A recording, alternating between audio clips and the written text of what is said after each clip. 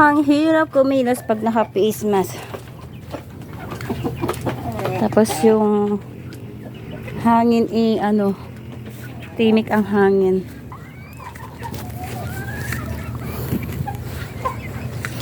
Diba?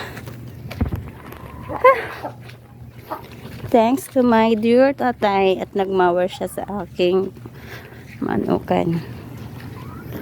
Grabe. Wow. Sana'y epot yung ating itlog. Ay, may gulay. Atin na siyang palitan. Ay! May nangitlog na naman sa gilid. Ay, basag na naman. See? Sa bagay, di man to sayang kasi atin to iulam. Hindi na nakikita yung kabilang side, yung kabilang bundok. Oh, see? Parang umuulan, pero hindi. Ang dugyot ngayon, gawa ng mga sisiw.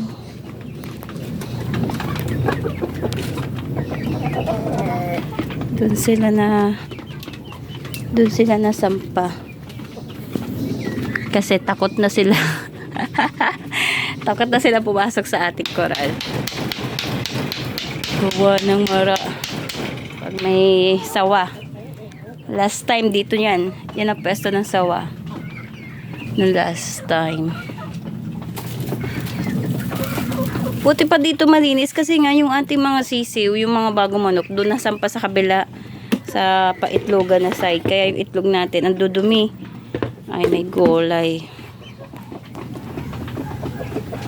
Yan.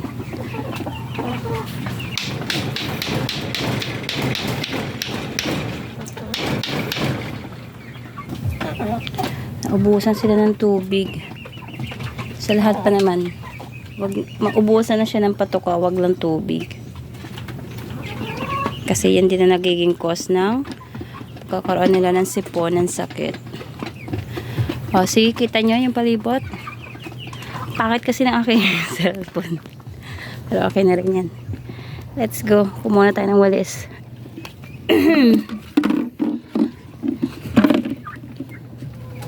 Init. Grabe.